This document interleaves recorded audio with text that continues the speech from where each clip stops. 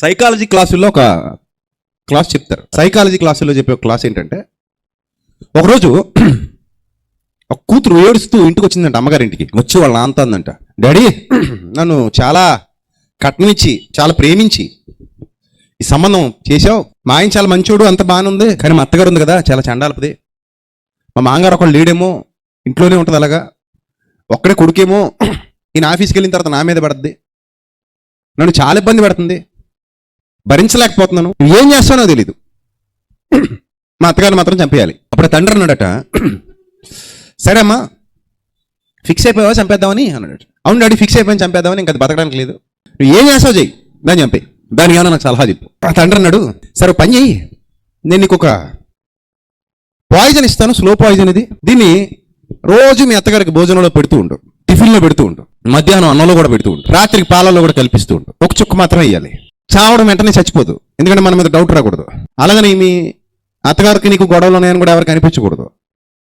అందరూ నమ్మాలంటే కొంచెం ప్రేమగా ఉంటూ ఉండు, ఆప్యాయంగా పలకరిస్తూ ఉండు, ప్రేమగానే పెట్టు, అవసరమైతే ఆ విషయం కలిపి నన్ను నీ చేతులతోనే తినిపించు, ముద్రలు పెట్టు. అలాగా కొన్నాళ్ళకి మీ అత్తగారు చచ్చిపోద్ది అని చెప్పి పంపించాడు. అది ఇచ్చి హ్యాపీగా వెళ్ళిపోయింది. అమ్మయ్య ఇంక దీని పేడ ఎరగడైపోద్ది, ఇంకా టైం దగ్గరికి వచ్చింది అనుకుని ఇడ్లీలో పెడుతుంది, అత్తగారు అని ముక్కలు తెచ్చి నోట్లో పెడుతుంది. అలా రోజులు గడుస్తున్నాయి. అత్తగారు మారిపోయింది, కోడల్ని ఆప్యాయంగా దగ్గర తీసుకోవడం మొదలెట్టింది, కోడల్ని ప్రేమించడం మొదలెట్టింది. అప్పుడు ఆటోమేటిక్గా కోడలు కూడా మారిపోయింది. మళ్ళీ వాళ్ళ నాన్న దగ్గరికి వచ్చిందంట, డాడీ మా అత్తగారు చాలా మంచిది, అనవసరంగా ఎన్నాళ్ళ విషయం పెట్టేశాం, ఇప్పుడు తప్పు, నా మనసు ఒప్పుకోవట్లేదు, నాకు మా అత్తగారు కావాలి, నువ్వు ఏదో చెయ్యి, ఆ విషయానికి విరుగుడు ఈసారి. నాకు తెలిసి ఇంకొన్ని రోజుల్లో మా అత్తగారు చచ్చిపోతేమో రోజుకి 3 చుక్కలు చొప్పున ఇప్పటికే చాలాసార్లు వేసాను, టిఫిన్లు వేసాను, లంచ్లు వేసాను, డిన్నర్లు వేసాను. సో మా అత్తగారు చావకూడదు, చాలా మంచిది మా అత్తగారు లేకపోతే నేను బతకలేనట్టుందంట. అప్పుడు వాళ్ళ నాన్న అన్నాడంట, నేను నీకు ఇచ్చింది విషయం కాదు, బలంటానికే, ఈసారి వెళ్ళి హ్యాపీగా మీ అత్తగారు నువ్వు సంతోషంగా ఉండండి అని చెప్పి పంపించాడట.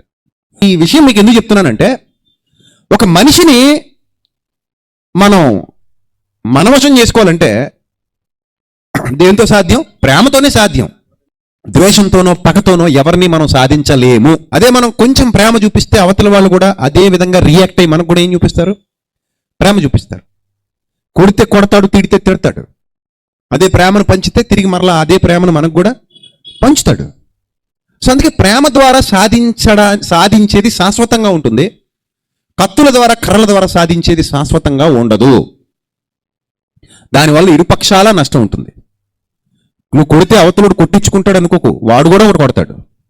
అలా ఇద్దరు కొట్టుకోవడం వల్ల నష్టం ఇద్దరికీ ఉంటుంది.